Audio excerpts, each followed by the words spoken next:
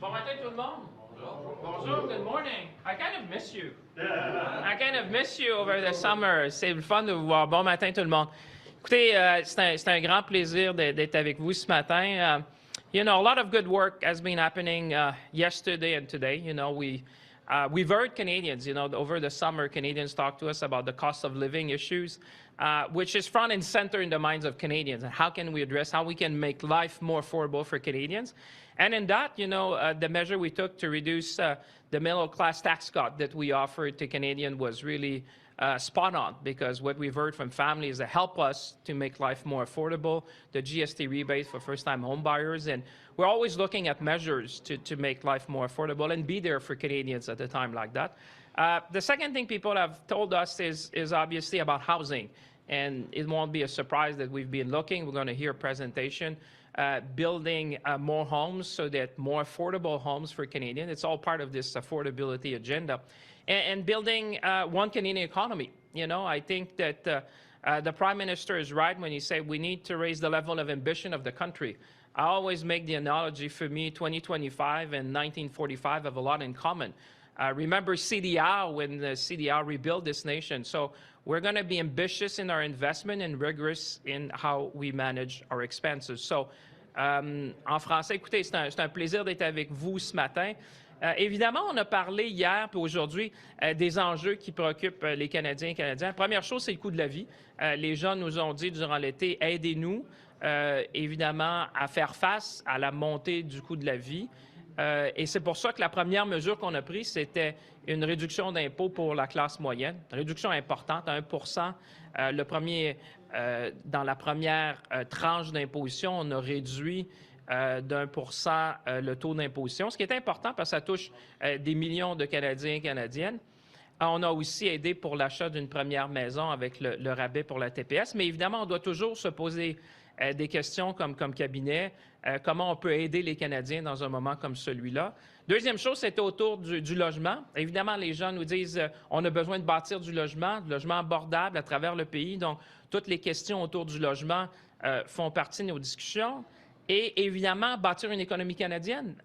On s'est donné comme objectif d'avoir l'économie la plus résiliente des pays du G7. Donc, toute la question économique. Moi, je fais souvent une analogie entre 2025 et 1945. Vous savez, en 1945, le Canada avec CDR s'est réinventé. Et moi, je pense que c'est un de ces moments-là. C'est un des moments où on doit réinventer l'économie canadienne, les secteurs d'activité, nos partenaires. Et là-dessus, le premier ministre et moi, on est sur la même page, c'est-à-dire qu'on doit être plus ambitieux dans nos investissements et plus rigoureux dans la gestion des dépenses publiques. Alors là-dessus, ça me fait plaisir de prendre vos questions. All ministers submit spending plans that met the cuts that you asked for? Well, it was not an option. Like I said, this was mandated by me and the Prime Minister to make government more efficient. You know, Canadians, people who are watching at home understand, you know, Canadians have been tightening their belt for quite some time. You know, times have been challenging for many families across the nation. So it's only normal that from a government perspective, we do the same, that we look at how we provide services to Canadians, how we can be more efficient, how can we add technology, how we need to adjust what we're doing. You know, in many ways, we have system of the 20th century to provide services in the 21st century. So we need to modernize things. We need to be more efficient. Look at what I've done with CRA, the Canadian Revenue Agency. You know, we want to be there to make sure we provide good services for Canadians, that people feel that they have value for money. And therefore, colleagues have responded, and we're going to go through that. That's a very, very serious exercise, and people understand they need to meet the moment. This is not an option. We need all together to make sure that we find the savings that we need in order to be able to invest more. À quel point, Monsieur le ministre, le fait de vous priver des contre-tarifs, donc de l'argent des contre-tarifs, de la taxe sur le gain en capital, ça crée un trou aussi, puis ça rend difficile d'écrire ce budget-là? Bien, écoutez, il n'y a personne qui dit que le rôle de ministre des Finances, c'est un rôle facile, mais je pense que les Canadiens comprennent qu'on est dans un moment unique de l'histoire. Moi, vraiment, je vous dis, quand je regarde la tendance, quand je préside les réunions du G7, je pense que les gens comprennent qu'avec la guerre tarifaire qui est en cours, il y a un redessin de l'économie mondiale. il y a un redessin des partenariats, il y a un redessin des exportations même. Les pays sont en train de réaligner leur chaîne d'approvisionnement. Mais moi, j'ai confiance dans le Canada, vous savez, parce que quand je regarde avec mes collègues du monde, je dis, le Canada continue d'attirer des talents à travers le monde. Le Canada est un pays avec des grandes industries. On fabrique des navires, on fabrique des avions, on fabrique des automobiles. On a une abondance exceptionnelle de minéraux critiques. On a de l'énergie renouvelable. Et aussi, on est le seul pays du G7 avec un accord de libre-échange avec les autres pays du G7. Alors, c'est sûr que quand on se compare avec d'autres pays, on dit que le Canada a les fondements pour réussir. Maintenant, il faut amener le niveau d'ambition. Puis je pense que c'est ça que le premier ministre exprime aux Canadiens, puis je me fais aussi porteur de ça, c'est-à-dire il faut augmenter le niveau d'ambition. L'ambition, ça veut dire quoi? Il faut investir pour l'avenir, pour bâtir des bases solides, pour avoir un Canada prospère, résilient. Et en même temps, bien, il faut contrôler nos dépenses. Et ça, les gens à la maison le comprennent. Alors, c'est dans cet esprit-là qu'on a des discussions avec nos collègues, puis qu'on va avoir des discussions avec les Canadiens. Les choix seront difficiles. Quels choix difficiles? Bien, les gens comprennent, mais vous savez, les familles font des choix difficiles aussi depuis longtemps. Alors, c'est normal que, comme gouvernement, on aura des choix difficiles à faire. Mais en même temps, comme je vous dis, il faut avoir de l'ambition dans nos investissements puis de la rigueur dans nos dépenses. Moi, c'est comme ça que le cadre, si vous me demandez, de l'ambition, parce que les gens comprennent à la maison, si vous voulez avoir des dividendes, vous devez investir. Alors, il faut investir, on parle d'infrastructures, on parle de corridors commerciaux, on parle de redéfinir des secteurs d'activité, on parle d'aider certains secteurs à pivoter, parce qu'évidemment, notre grand partenaire commercial nous tourne le dos. Alors, c'est un moment comme celui-là où il faut se réinventer, mais en même temps qu'on fait ça, c'est là où la rigueur prend tout son sens, c'est de dire, bien là, ça prend une rigueur budgétaire. C'est pour ça qu'on fait l'exercice qu'on a fait avec nos collègues pour dire, on doit avoir de la rigueur dans les dépenses publiques. Il y a eu une augmentation pendant des années des dépenses publiques, puis on doit ramener ça d'une façon sérieuse et rapide. Moi, je vous dis, on est le gouvernement de l'économie, le gouvernement du changement. Et ce que vous allez voir durant les prochaines semaines, les prochains mois, c'est vraiment un gouvernement qui focalise sur l'économie, mais en même temps qui va amener un niveau de changement historique ici dans le pays pour avoir une économie résiliente pour l'avenir, pour le temps. You talk about ambition. Ambition is often long-term. You also talk about affordability, which is a very short-term need. And at the same time, the Prime Minister acknowledges that the budget coming up will have elements of austerity to it. How do you balance all of that while addressing affordability concerns of Canadians? Well, I think families do that all the time. People understand, when you go to the grocery, you spend. When you buy a house, you invest. And you need to do both at the same time. You need to be there for Canadians at the time of need. We've been there. We've provided sectorial support. We lower taxes for the middle class. We want to give we want to give a hand to families who are saying, give me a hand. It's been tough times. But at the same time, people understand that if you want to prosper for the long term, you need to make investments. So people, on one end, you're looking at measures to reduce your spending and making sure you do that in a way that will not affect service to Canadian, but will make the public service more efficient. And I would say, having had discussion with the public service, they work every day to provide service to Canadian. We need to give them the tool. I give you an example. I was at the Revenue Agency of Canada recently. You look at the tools they have. These tools need to be modernized. We need to do better with technology. At the same time, people are saying, okay, we get it. You need to, like we do, we need to reduce spending, but we also need to invest because this is a pivotal moment in our nation's history. The last time I've seen anything like that, you would have to go back to 1945, where we basically, as a nation, we sit back and we say, what do we want to be as Canada? What is this nation going to be about? When you have your largest trading partner turning its back, when you have trading relationships which are evolving, we're in the middle of a trade war. Obviously, this is a moment where Canadians are saying, deal with the short term, reduce your spending, but at the same time, make sure that you invest in assets that will provide prosperity and make sure that this country will be resilient, but also the strongest economy in the G7. What impact did not, in English, what impact did not having the income from the retaliatory tariffs, that revenue coming in, does that have on this budget? You're going to have to find cuts elsewhere. And on a second topic, what's your reaction that Kevin Roberts is not going to be speaking to Cabinet today? So on the choice, will there be tough choice to make? Definitely. Is the nation ready? I would say yes. I mean, Canadians have elected us to do things differently. Canadians have understood in our campaign, we say we're going to spend less so we can invest more.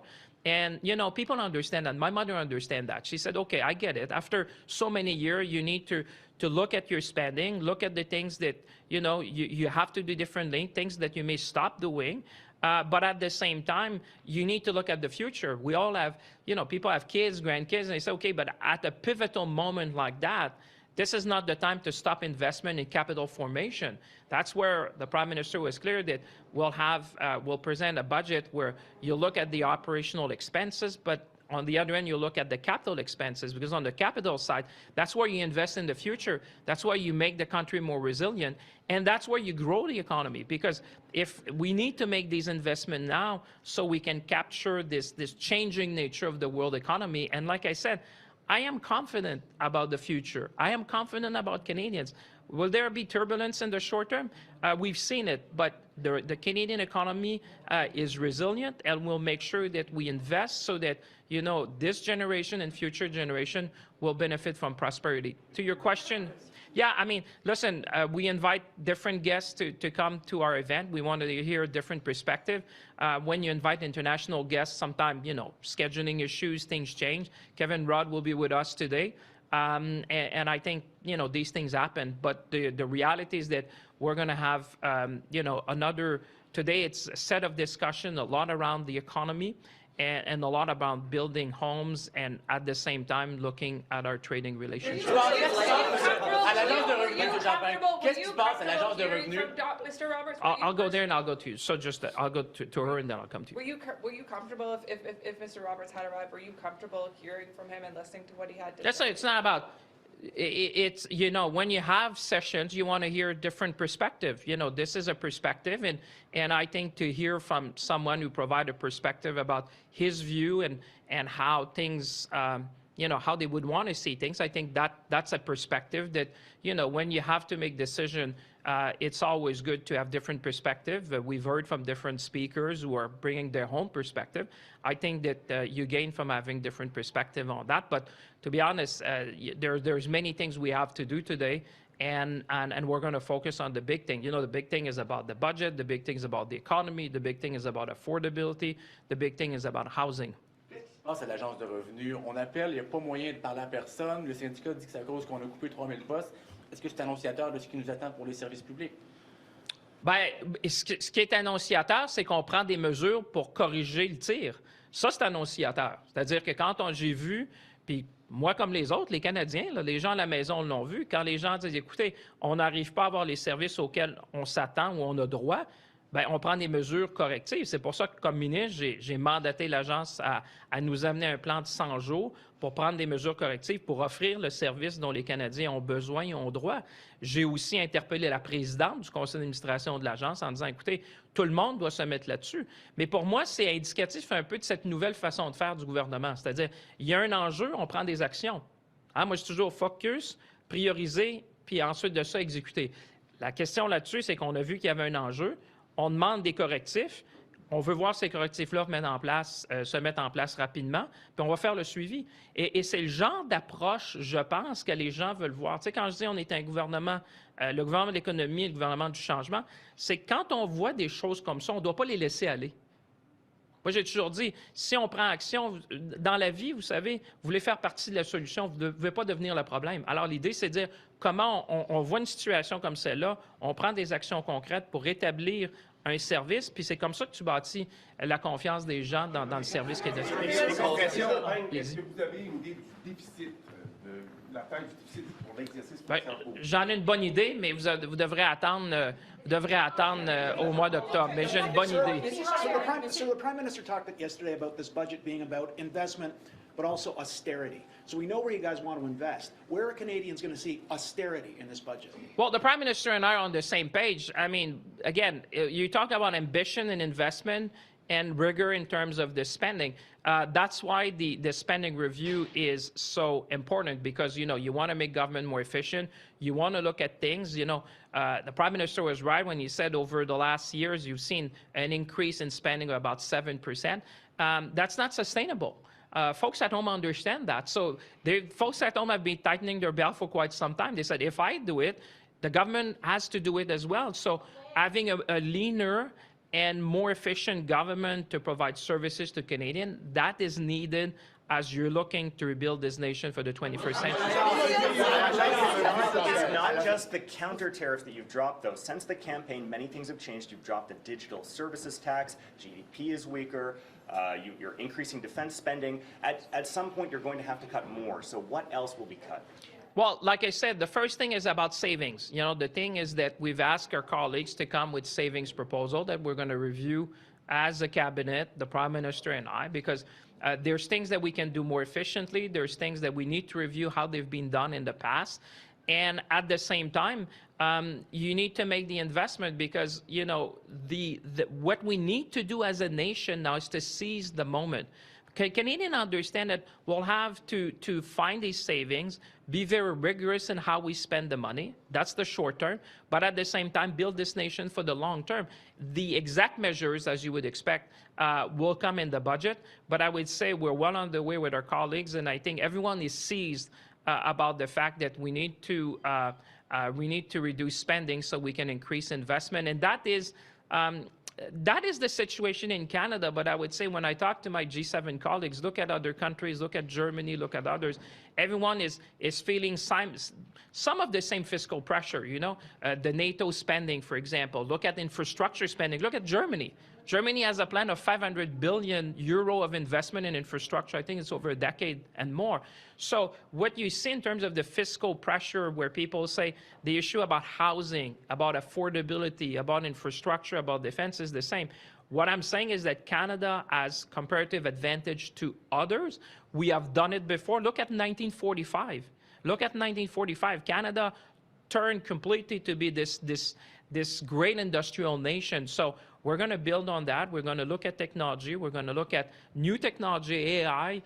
We're going to make sure that industry can pivot to benefit. I've said also those who are in different industry, they should have a defense strategy. People understand there's going to be a lot of investment to defend our sovereignty, not only in Canada, but in NATO countries. So, you know, that's why we need to raise the level of ambition of the country. That's going to be my mission.